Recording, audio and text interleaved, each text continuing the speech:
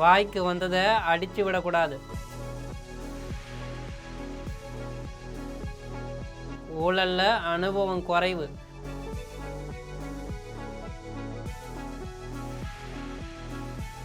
ரமேஷுக்கு சேகர்பாபு நெத்தியடி. நான் ஏற்கனவே சொன்னது போல் சட்டியிலே இருந்தால்தான் அகப்பையிலே வரும். இல்லாததை பொல்லாததை வாய்க்கு வந்தபடி பேசுவது நாகரிகம் அல்ல. தக்க சான்றோடு அவர் எடுத்து கூறினால் பதில் சொல்ல தயாராக இருக்கின்றோம்.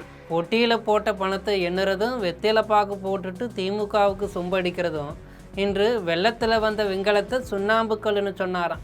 அப்படி இன்று முன்னாள் ஒரே துறையை சார்ந்தவரும் இந்நாள் ஒரே துறையை சார்ந்தவரும் மாறி மாறி முட்டிக்கொள்ளும் கதையை நம் ஜெம் தொலைக்காட்சி மூலம் பார்க்கலாம்.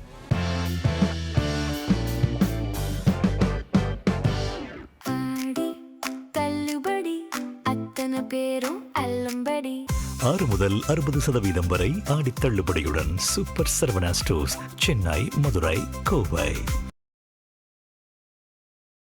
இந்து சமய அறநிலையத்துறை அமைச்சர் ரமேஷ் தன் மீது ஆதாரங்களுடன் குற்றச்சாட்டுகளை முன்வைத்தார். தன்னால் பதில் கூற முடியும் எனவும், சட்டியில் இருந்தால்தானே அகப்பையில் வரும் என இல்லாதது பொல்லாததை வாய்க்கு வந்ததை பேசுவது நாகரிகம் அற்றது என முன்னாள் அமைச்சர் சேகர்பாபு நெத்தியடி பதில் கொடுத்திருக்கார். தமிழக சட்டசபை கூட்டத்தொடர் நடைபெற்று வரக்கூடிய இந்த நிலையில் செய்தியாளரிடம் பேசிய தமிழக இந்து சமய அறநிலையத்துறை அமைச்சர் ரமேஷ், திமுக ஆட்சியில் இந்து சமய அறநிலையத்துறை நடந்த ஊழல்கள் முழுமையாக தெரிந்த பின் முன்னாள் அமைச்சர் சேகர்பாபு பதில் சொல்ல தயாராக இருக்க வேண்டும் என கூறியிருக்கிறார். மேலும் தனக்கு அனுபவம் குறைவுதான், கோவில் பணத்தை கொள்ளையடிப்பதில், முறைகேடு செய்கிறதில்ல, நிர்வாக சீர்கேடு செய்வதில் எனக்கு அனுபவம் மிக மிக குறைவு. அவற்றை கற்றுக்கொள்ள நான் தயாராக இல்லை.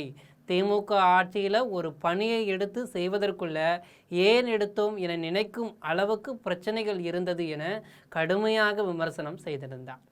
இந்த நிலையில் அமைச்சர் ரமேஷின் குற்றச்சாட்டுகளுக்கு பதிலடி கொடுத்துள்ளார் முன்னாள் இந்து சமய அறநிலையத்துறை அமைச்சரான சேகர்பாபு. இது தொடர்பாக சென்னை தலைமைச் செயலகத்தில் செய்தியாளரிடம் பேசிய அவர், திமுக ஆட்சிக்கு பிறகு 2021ஆம் ஆண்டு தாக்கல் செய்யப்பட்ட இந்து சமய அறநிலையத்துறை மானிய கோரிக்கை போது 10 கலை கல்லூரிகள் அந்த ஆண்டு டிசம்பர் மாதம் தொடங்கப்படும் என கூறி 4 கல்லூரிகளுக்கான பணிகள் தொடங்கப்பட்டது. அந்த 4 கலை கல்லூரிகளில் 2 கல்லூரிகளுக்கு தடை ஆணையம் கேட்டு உயர்நீதிமன்றம் சென்றனர். நீதிமன்றத்தில் முறையாக அரசு வழக்கறிஞர் வாதங்களை முன்வைத்து 4 கல்லூரிகளுக்கும் தடை இல்லை எனவும், நீதிமன்றம் உத்தரவு பெற்று கல்லூரி பணிகளை மேற்கொள்ளலாம் என கூறினர். அந்த உத்தரவை எதிர்த்து உச்சநீதிமன்றம் சென்றனர். அப்போதும் அந்த உத்தரவு மீது எந்த தடையும் இல்லை என கூறிவிட்டனர். கல்லூரிகள் கட்டப்படுவது அறநிலையத்துறையின் சட்டத்தின்படி ஏற்புடையது என்று மனு தள்ளுபடி செய்யப்பட்டது.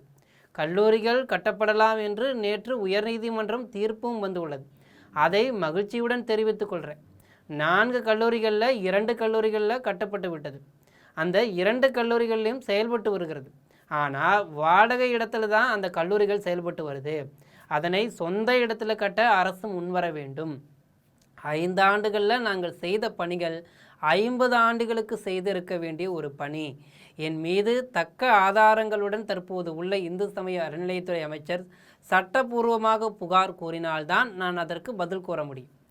சட்டியில் இருந்தால்தானே அகப்பையில் வரும் என இல்லாதது பொல்லாததை வாய்க்கு வந்ததை பேசுவது நாகரிகமற்றது.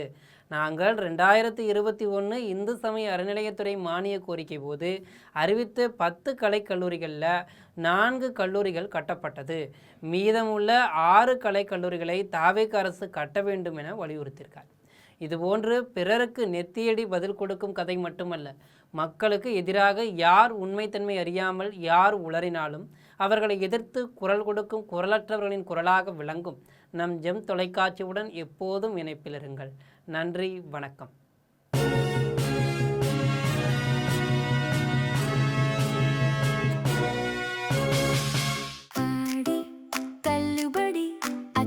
பேரும் அல்லம்படி 6 முதல் 60% வரை ஆடி தள்ளுபடியுடன் சூப்பர் சரவணா ஸ்டோர்ஸ், சென்னை, மதுரை, கோவை.